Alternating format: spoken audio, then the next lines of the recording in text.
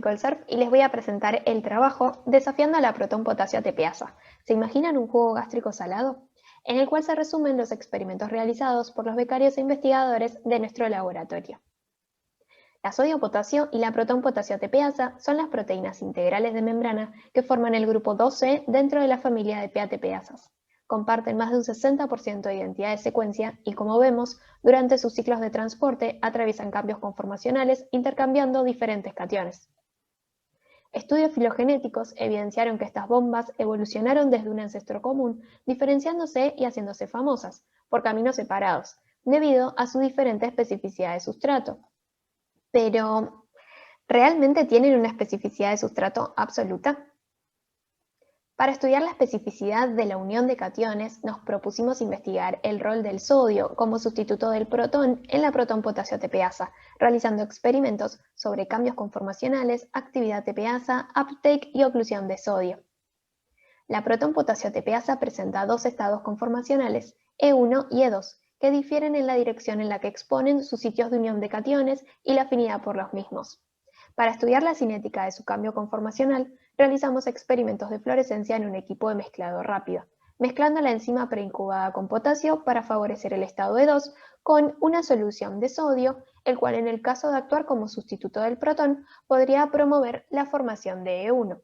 La sonda fluorescente eosina posee alta afinidad por el estado E1, por lo tanto, el aumento de fluorescencia de eosina que observamos en el gráfico se debe a que el sodio lleva la proteína a E1, al igual que sucede en la sodio-potasio ATPasa. Luego investigamos el efecto del sodio sobre la actividad ATPasa en la bomba gástrica. Se observa que el sodio inhibe la hidrólisis de ATP con baja afinidad y que este efecto aumenta pH alcalino. Este resultado puede ser interpretado como una competencia entre el sodio y el protón, aunque no implica que necesariamente el sodio sea transportado o que se una a los sitios de transporte de cationes. Para evaluar la capacidad de la protón-potasio ATPasa para transportar sodio, medimos el uptake de sodio radioactivo en vesículas gástricas enriquecidas en esta proteína. En presencia de ATP, vemos un aumento del sodio retenido dentro de las vesículas, lo cual no se debe al transporte activo de sodio mediado por la bomba gástrica, ya que observamos lo mismo en ausencia de ATP. Por lo tanto, el sodio estaría ingresando por otro mecanismo. Las PATPasas poseen conformeros con los cationes ocluidos en su interior, es decir, atrapados entre los segmentos transmembrana de la proteína sin acceso al medio intra ni extracelular. Intentamos probar la existencia de un estado con sodio ocluido en la protón-potasio ATPasa usando una técnica de filtración y lavado en presencia de pigalocatequina, un inhibidor de la sodio-potasio y la protón-potasio ATPasa, cuya unión al estado E1 favorecería la oclusión. En el gráfico observamos que no hay diferencia en la oclusión de sodio por la protón-potasio ATPasa activa e inactivada, lo cual difiere del obtenido para la sodio-potasio ATPasa.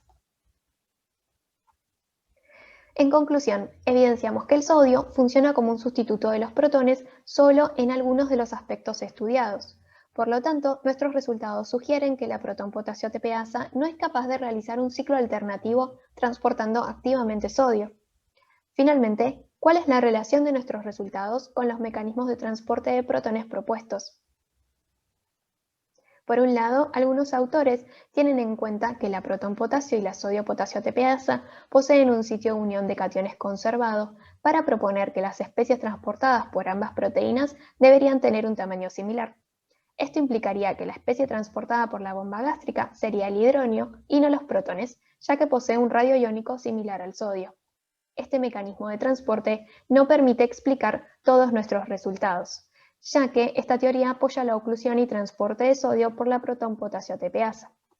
Por otro lado, Abe describe un mecanismo mediante el cual los protones viajarían saltando gracias a la formación de puentes de hidrógeno con los aminoácidos del sitio de transporte de la proteína. Esta teoría permite explicar que aunque el sodio interaccione con la protón-potasio ATPasa, no pueda ser transportado. En resumen, la sodio-potasio y la protón-potasio ATPasa fueron proteínas muy cercanas en algún tiempo lejano, pero se separaron y despertaron nuestra curiosidad. Y aún quedan preguntas sobre el mecanismo molecular que permite el pasaje de protones a través de la membrana por descubrir y comprender. Muchas gracias.